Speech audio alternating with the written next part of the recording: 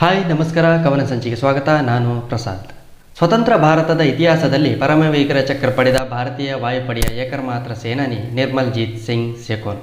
1971ರ ಭಾರತ ಪಾಕ್ ಯುದ್ಧದಲ್ಲಿ ಅಸೀಮ ಸಾಹಸಕ್ಕಾಗಿ ಇವರಿಗೆ ಈ ಪಾರಿತೋಷಿಕ ನೀಡಲಾಗಿತ್ತು. ನಿರ್ಮಲ್ಜೀತ್ ಸಿಂಗ್ ಸೆಕೋನ್ ಜನಿಸಿದ್ದು 17 ಜುಲೈ 1943ರಂದು ಲೂಧಿಯಾನದ ಇಸೇವಾಲ್ ಎಂಬ ಹಳ್ಳಿಯಲ್ಲಿ. ಅವರ ತಂದೆ ತಾರ್ಲೋಕ್ ಸಿಂಗ್ ಸೆಕೋನ್ ವಾಯುಸೇನೆಯಲ್ಲಿ ಫ್ಲೈಟ್ ಲೆಫ್ಟಿನೆಂಟ್ ಆಗಿ ಸೇವೆ ಸಲ್ಲಿಸ್ತಾ ಇದ್ದರು. ನಿರ್ಮಲ್ಜೀತ್ ತಂದೆಯ ದಾರಿಯಲ್ಲೇ ಸಾಗಿ ವಾಯುಸೇನೆಗೆ ಸೇರಿಕೊಂಡಿದ್ದರು. ಜೂನ್ 4, 1967ರಂದು ಅವರು ವಾಯುಸೇನೆಯ ಪೈಲಟ್ ಆಫೀಸರ್ ಹುದ್ದೆಗೆ ಸೇರ್ಪಡೆಯಾಗಿದ್ದರು. 1971ರ ಭಾರತ ಪಾಕ್ ಯುದ್ಧ ಆರಂಭವಾದಾಗ ನಿರ್ಮಲ್ಜೀತ್ ಸಿಂಗ್ ಶ್ರೀನಗರದಲ್ಲಿ ನಂಬರ್ 18 ಸ್ಕ್ವಾಡ್ರನ್ನಲ್ಲಿ ಪೋಲೆಂಡ್ ನ್ಯಾಟ್ ಯುದ್ಧ ವಿಮಾನವನ್ನು ಹಾರಿಸ್ತಾ ಇದ್ದರು. ಈ ತಂಡಕ್ಕೆ ಫ್ಲೈಯಿಂಗ್ ಬುಲೆಟ್ಸ್ ಅಂದರೆ ಹಾರುವ ಗುಂಡುಗಳು ಎಂದು ಹೆಸರಿತ್ತು.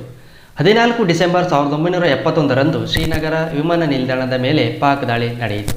ಪೇಶಾವರ ಅಡ್ಡೆಯ 26 ಸ್ಕ್ವಾಡ್ರನ್ RF 86 ಜೆಟ್ ವಿಮಾನಗಳು ಈ ದಾಳಿ ನಡೆಸಿದವು. ಶತ್ರು ವಿಮಾನಗಳನ್ನು ಎದುರಿಸಲು ಶ್ರೀನಗರದ ನೆಲೆಯಿಂದ 2 ನ್ಯಾಟ್ ವಿಮಾನಗಳನ್ನು ಕಳಿಸಲಾಗುತ್ತೆ. ಮೊದಲ ವಿಮಾನದಲ್ಲಿ ಫ್ಲೈಟ್ ಲೆಫ್ಟಿನೆಂಟ್ ಗುಮ್ಮಾನ್ ಆಕಾಶಕ್ಕೇರಿದರು.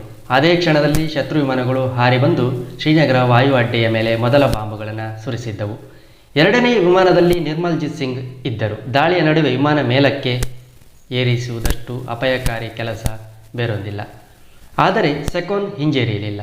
ಗುಮ್ಮಾನ್ರ ವಿಮಾನ ಎಬ್ಬಿಸಿದ ಧೂಳು ತಗ್ಗುತ್ತಲೇ ಸೆಕೋನ್ರ ನ್ಯಾಟ್ ವಿಮಾನ ಆಕಾಶಕ್ಕೆ ನೆಗೆದಿತ್ತು. ಮೊದಲ ಬಾಂಬ್ ದಾಳಿ ನಡೆಸಿದ್ದ ಮುಂಚೂಣಿಯ ಜೋಡಿ ಪಾಕ್ ಸೇಬರ್ ವಿಮಾನಗಳು ಮತ್ತೊಮ್ಮೆ ದಾಳಿಗಾಗಿ ಜೊತೆಯಾಗುತ್ತಿರುವುದು ಸೆಕೋನ್ರ ಗಮನಕ್ಕೆ ಬಂದಿತ್ತು. ಮೊದಲ ನ್ಯಾಟ್ನಲ್ಲಿದ್ದ ಫ್ಲೈಟ್ ಲೆಫ್ಟಿನೆಂಟ್ ಗುಮ್ಮಾನ್ರ ಸಂಪರ್ಕ ಕಡಿದು ಹೋಗಿತ್ತು. ಸೆಕೋನ್ ಅವರಿಗಾಗಿ ಕಾಯದೆ ತಾನೇ ಆಕ್ರಮಣಕ್ಕೆ ನುಗ್ಗಿದರು. ಇನ್ನೆರಡು ಪಾಕ್ ಸೇಬರ್ ವಿಮಾನಗಳು ಸೆಕೋನ್ರ ವಿಮಾನವನ್ನು ಗುರುತಿಸಿ ಅವರತ್ತ ಹಾರಿ ಬಂದಿದ್ದವು. ಒಬ್ಬರ ವಿರುದ್ಧ 4.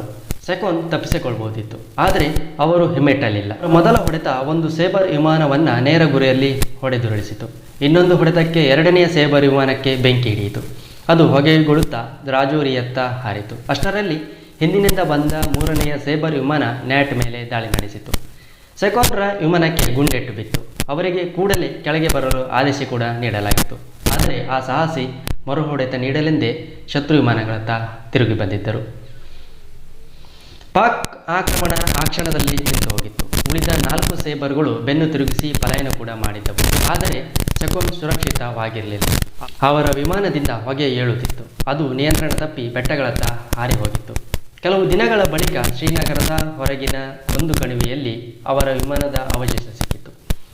ಆದರೆ ಅದರೊಳಗೆ ಸೆಕೋನ್ ಇರಲಿಲ್ಲ. ಭಾರತೀಯ ಸೈನಿಕರು ಎಷ್ಟು ಹುಡುಕಿದರೂ ಸೆಕೋನ್ರ ಮೃತ ಶರೀರ ಸಿಗಲೇ ಇಲ್ಲ. ಇದು ಇವತ್ತಿನ ಮಾಹಿತಿ ಸ್ನೇಹಿತರೆ. ಇದೇ ರೀತಿ ಮುಂದಿನ ಮಾಹಿತಿಯೊಂದಿಗೆ ಮತ್ತೆ ಭೇಟಿಯಾಗ್ತೀನಿ. ಅಲ್ಲಿ ತನಕ ಬಾಯ್.